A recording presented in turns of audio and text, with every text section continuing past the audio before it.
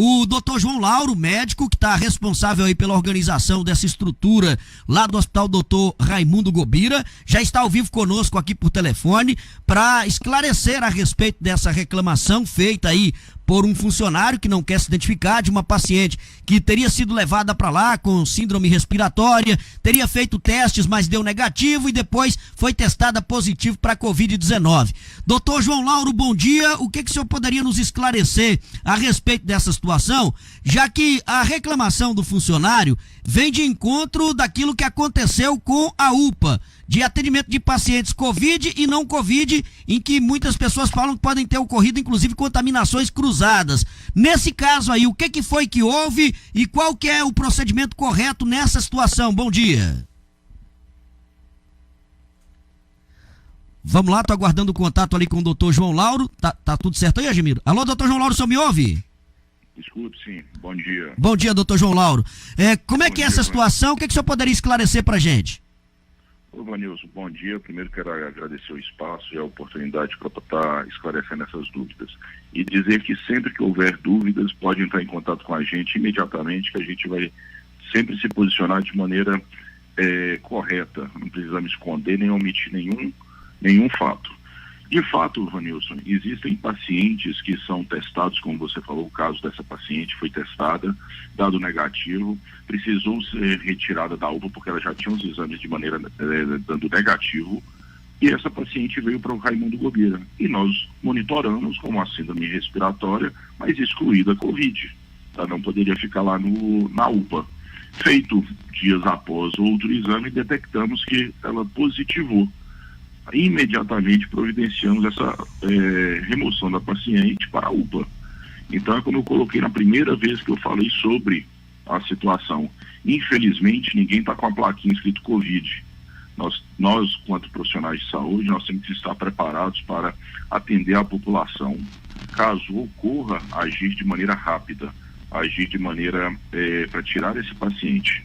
Vou te dar um exemplo. Estava eu de plantão, domingo agora, ontem saí agora do plantão, um paciente com todo o quadro de um AVC, todo o quadro, desvio da comissura labial, perda de força motora, todo o quadro, hipertensão, não estava conversando direito, todo o quadro. Pedi os exames desse paciente, suspeitei de Covid, tirei o paciente de lá e já está na UPA. Então, o mais importante, Vanilson, é que a gente haja de maneira rápida. Identificou o caso, identificamos, tiramos e vamos tocando o barco, porque não queríamos nós que o paciente viesse escrito Covid, né? Tá certo, doutor. Agora me responda uma coisa. Nesses casos aí de síndrome respiratória, de problemas que podem ter uma suspeita de Covid, não seria mais prudente deixar o paciente na UPA, por exemplo, por mais um tempo em observação, visto que a possibilidade do resultado do teste rápido dar um falso negativo é muito grande? Ou seja, esse paciente, até que se fizesse os outros exames, que se evoluísse o quadro, não teria que ficar na UPA por um tempo maior para depois ser transferido, então, quando se tivesse completa certeza de que não era a Covid-19? Exato, Vanilson.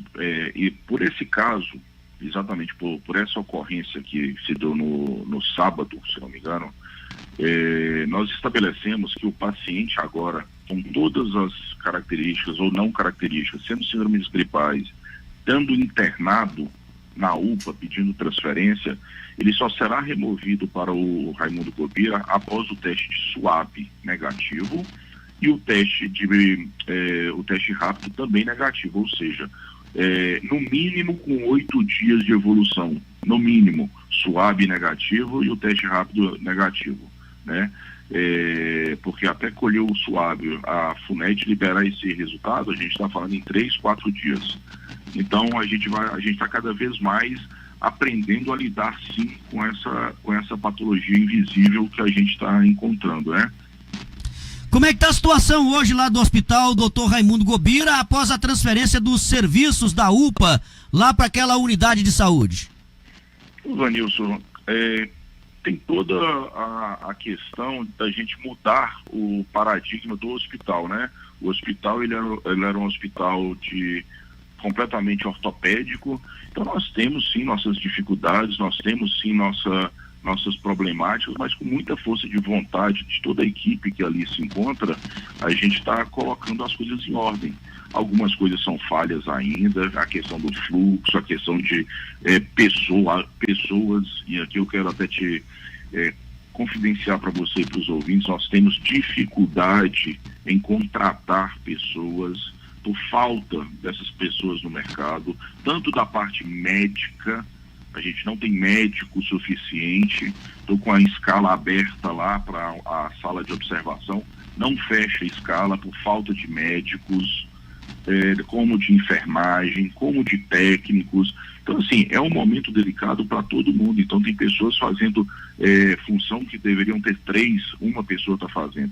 E a gente só vai vencer isso de uma maneira boa se houver engajamento de todos. Eu costumo dizer que estamos todas as instituições sangrando. Sangrando por quê? Porque todo mundo teve que modificar o seu perfil. E se não houver força de vontade, boa vontade, não vamos avançar. Então nós somos um hospital que nós estamos remando com a força daquela equipe que está lá dentro, que são pessoas dedicadas, são pessoas que estão empenhadas no propósito de ajudar a população. E gostaria muito que isso contagiasse as outras instituições, que a gente precisa disso no momento, uma união. O discurso tem que ser de união, porque o vírus já joga contra e joga contra de maneira pesada. Então a gente precisa unir, é isso que a gente tem que fazer. Ô, doutor João Lauro, só uma pergunta aqui que eu achei interessante, inclusive vem aqui do senhor Carlos Souza. Ele diz o seguinte: nesses casos, Vanilson, os enfermeiros, eles têm proteção especial para a Covid? Porque não seria melhor e mais prudente, quando o paciente chegar, os enfermeiros já tá todo o equipamento, com as roupas necessárias, máscara, aquele protetor facial, para que não haja um risco que, como o senhor bem disse, né, ninguém vem com a plaquinha de Covid. Os enfermeiros, os profissionais da saúde, lá do Raimundo Gobira, apesar de não ser referência para Covid, estão usando também todos esses equipamentos de proteção, doutor? Ô Vanilson, toda a equipe do Hospital Raimundo é disponibilizado o avental, a máscara, a face shield, que é a questão do protetor facial, touca. Então, assim, a gente tem todo o equipamento. O que a gente não pode é abaixar a guarda quando se fala que não tem Covid aqui dentro.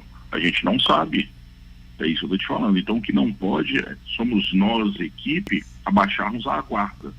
Então, manter-se em alerta 24 horas por dia. Então, você imagina o nível de tensão e estresse que nós estamos passando, que nós estamos vivendo dentro de cada instituição. Então, a gente precisa muito disso. A gente precisa estar em alerta o tempo inteiro, né? E como vou colocar aqui no ar, te convidei, você vai estar presente conosco, uma visita em loco, já coloquei aberto para quem quiser me procurar, para a gente poder ir lá, pontuar as situações. Não tem o que esconder. O que a gente está fazendo ali naquela instituição é tentar salvar vidas, é contribuir com a população de Teófilo Otoni. E lá dentro encontram-se pessoas muito bem intencionadas. Por isso que a gente aceitou esse desafio em ajudar. Tá certo, doutor João Lauro, muito obrigado pelas informações, pelos esclarecimentos e tenha um bom dia. Ótimo dia para você e para os ouvintes. Estamos às ordens. Um abraço. Agora são 8h08, tá aí o esclarecimento, portanto, do doutor João Lauro a respeito desse caso aí, né? E de acordo com ele, até como exemplo desse caso aí, ele citou, agora os pacientes com síndrome respiratória vão ter que ficar aí no mínimo 8 dias aguardando até sair o teste rápido e o SUAB, que é o exame mais definitivo em relação a essa questão da Covid-19, antes de ser transferido para a UPA, para não correr o risco, né? Que aconteceu aí desse caso dessa paciente que foi transferida para lá, deu negativo no teste rápido, mas os sintomas foram evoluindo e depois de vários outros testes é que teve o resultado positivo conclusivo aí para a Covid-19 e ela teve que voltar então para a UPA.